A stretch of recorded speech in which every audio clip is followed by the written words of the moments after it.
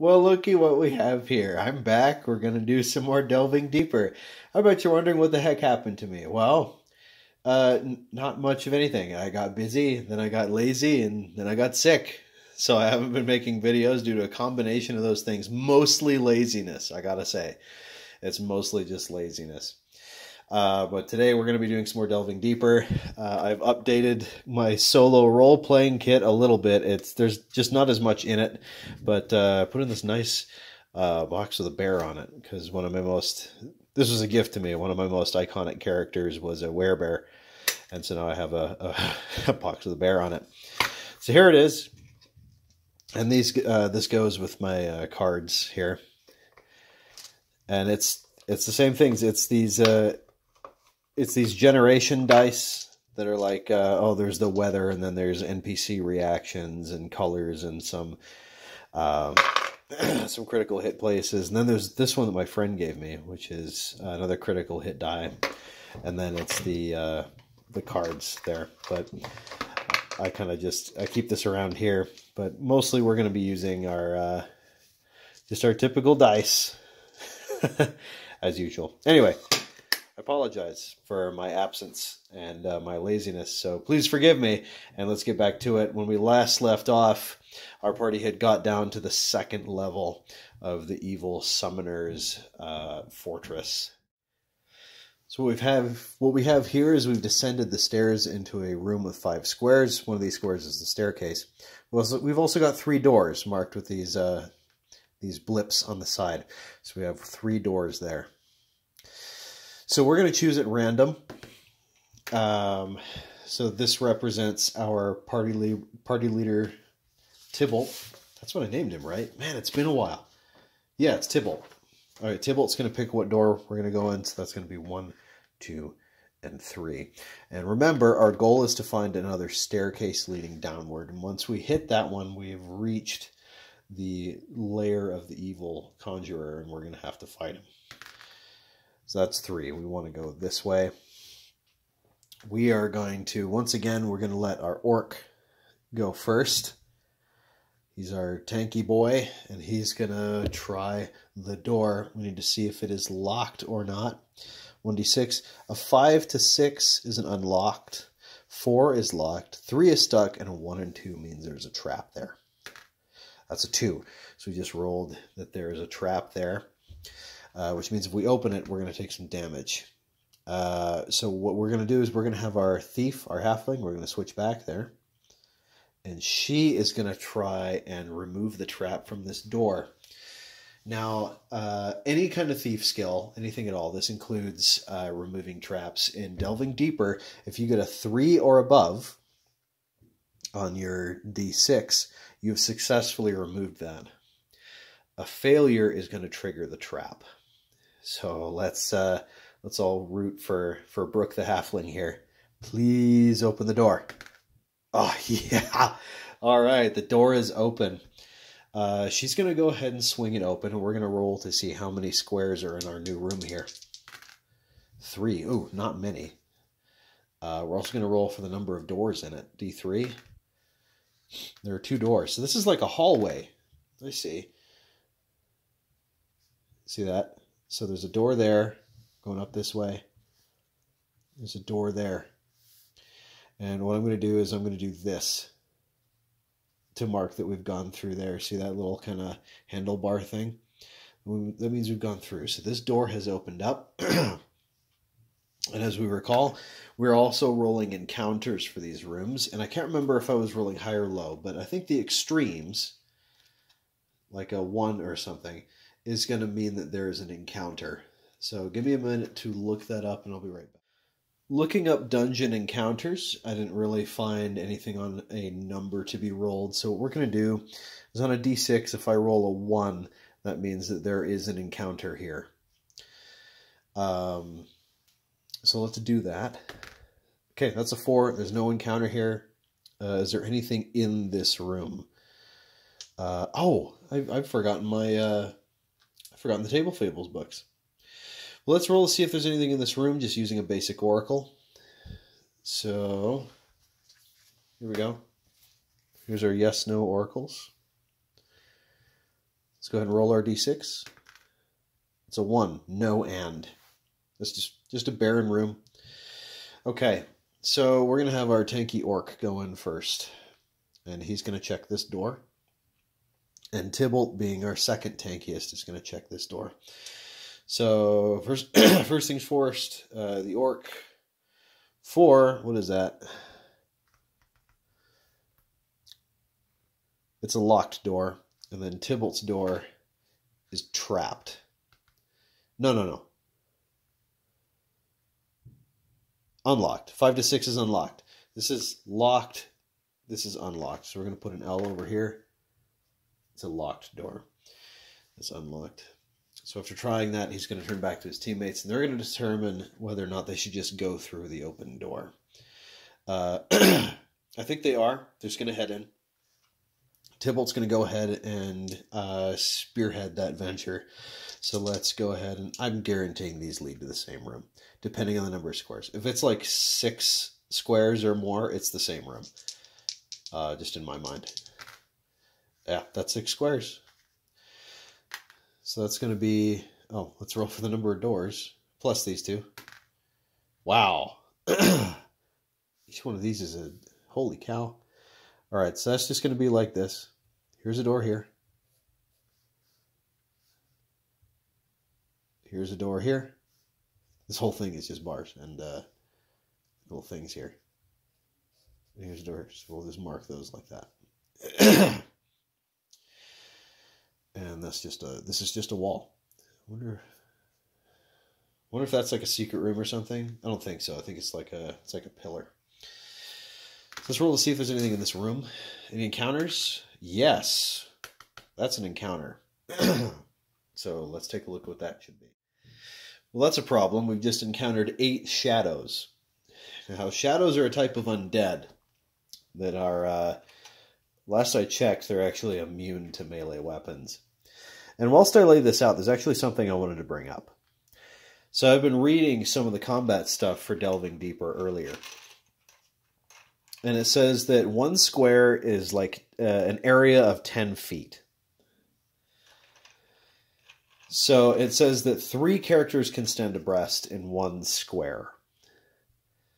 Now, that's like the miniatures I have do not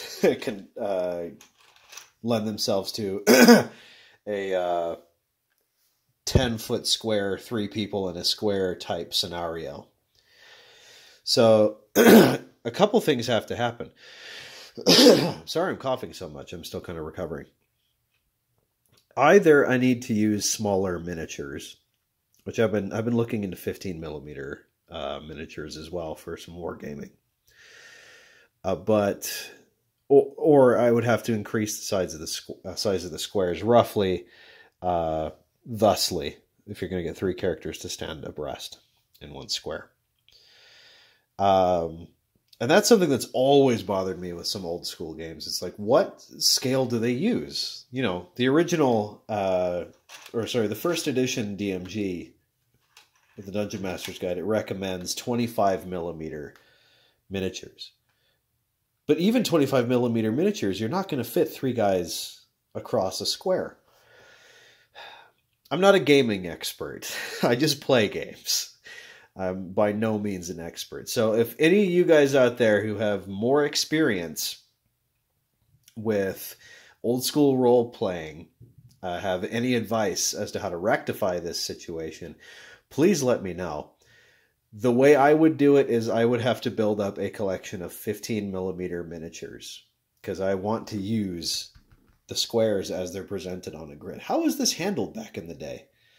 I'm sorry, I'm ranting a little bit, but it really does bother me because I just don't know how to rectify it. And it's becoming increasingly frustrating. But in any case, we have 8 shadows. That's sort of a problem because last I checked, shadows are immune to weapons. I'm going to roll for surprise in a minute here because we just opened this door to a room full of shadows. And I guarantee at least one of these parties is surprised here. So let's go to the shadow section here and take a look at what we're dealing with. S. Shadows. Bleak incorporeal spirits that hunger for the life energy of living things and drain 1 to 4 points of strength on a hit. They're impervious to normal weaponry unless it's silvered, but magical weapons do them double damage. A man type reduced to nil strength by a shadow is slain and will arise in the following night as a shadow. Strength lost is otherwise recovered at 1 point per hour. We're dead. We are dead. I don't think we have anything to deal with this. We've got a magic user and an anti-cleric. You know what? I think what I'm going to do, I'm going to rule that since he's an anti-cleric in this is more or less a necromancer. I mean, pretty much. Instead of enervate dead, they do animate dead. Instead of cure, they do cause wounds. So I think it makes sense logically for him to be able to use some kind of command undead similar to a turn undead. And I think that's what we're going to do. So I think Tybalt, well, first of all, we need to roll to see who's surprised. But his plan is to command undead. Because that makes sense to me that he'd be able to do that as an anti-cleric. Because I'm an edgelord and I always like to play the deathy, doomy, dark mage characters. Dr. Pepper makes it better. Okay, so rolling for surprise here.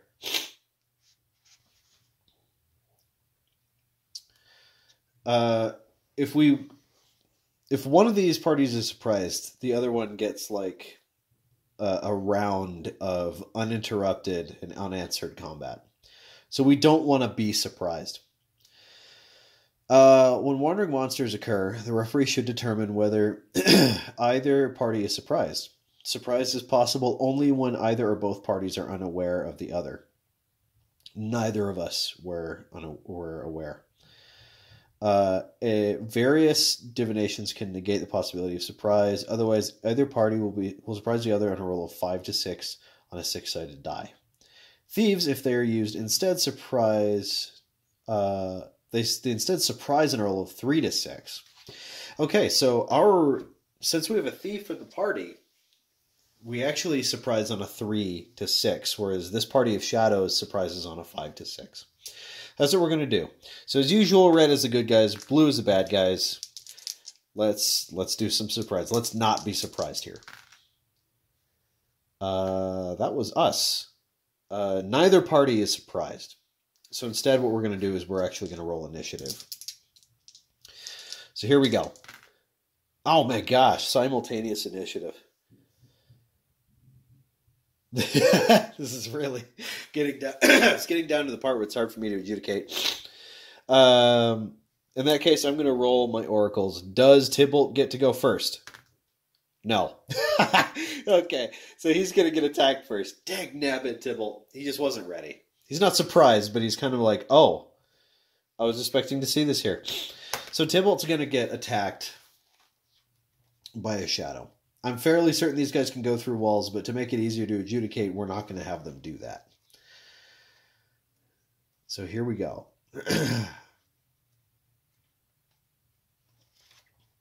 If I can stop losing my place in this book, that would be pretty cool. That hot page flipping action that I know you all tune in for. That is if you're still around after I've been gone this entire time. Oh, look at this. How the heck did I miss this? Look.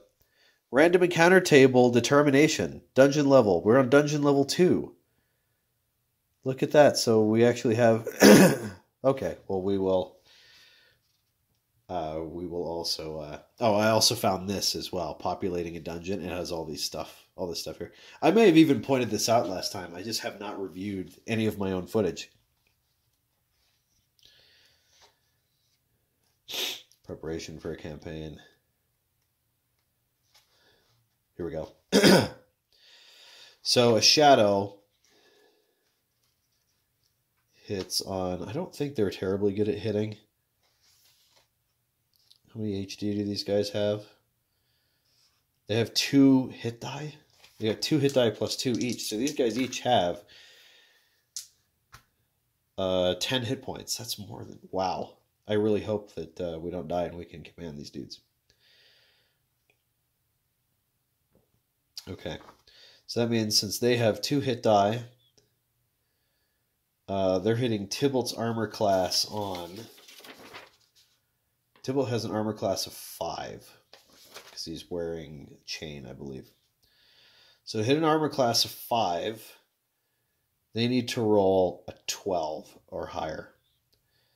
So here we go. We got 2 that can hit him. 3 actually that can hit him because they're within an inch of him. So these 3 guys, first one, 10, that's not a hit. Second one, 16, that's a hit. Third one, 14, that's a hit. So he's going to have a bunch of strength drained. So if we go to Shadow again, how many points was that? Is that like D3? It's something ridiculous. Please don't be ridiculous. I don't need that. I want like one of my parties to survive. You know, most of my parties just die. 1 to 4 points of strength on a hit. Okay, so we're going to have... He's taken 2d4 points of strength damage. So that's a 2. So he is losing 4 points of strength on those hits. So he's sitting at a 9 strength right now. That kind of sucks. He's losing strength. These guys, their fellows are sort of in the way. So what we're going to have now is Tybalt is finally going to do his Command Undead. And if he fails this, I'm going to rule that we flee the dungeon to come back another time. Because we need magical weapons if we're going to fight. This guy is a conjurer, and he's got shadows. He's got some necromantic crap going on in here. We need magic weapons because shadows, ghosts, stuff like that. I'm not interested in becoming a shadow. So, here we go. Turning the undead. So these guys are HD2. We're level 3.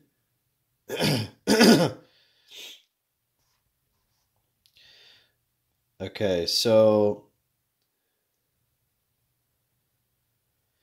Mindless undead never need to make a morale check and cannot be subdued by all but...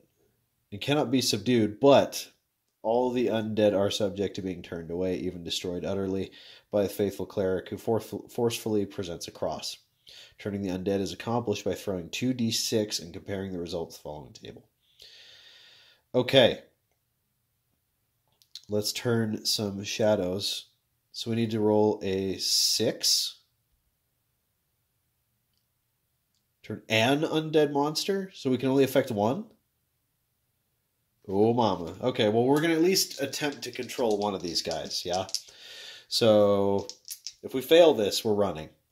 And I'll do another video on some other stuff, because that's not very interesting. So here we go. Yeah, we failed. We need a 6. Yeah, we're gonna run. We're gonna run fast, because we can't fight them. We have no magic weapons. So Tybalt and gang are going to run back to the first level and out, and they're going to try and find a way to procure some magical weapons. And what a disappointing end to a session. Although, I suppose that mirrors something that could happen in real life. I mean, not real life, like a you know what I mean, like a real life game. Yeah, that kind of sucks. Anyway, yeah. Let me know if you guys have any solutions to the size of square versus size of miniatures problem. And let me know what you find out, because that really bothers me. Okay, so I do have some other stuff coming down the pipe to make videos out of. In fact, I think I'm just going to go do that right now. And I'll see you in the next video. Thank you so much for watching, and I'm sorry again for my sporadic upload schedule.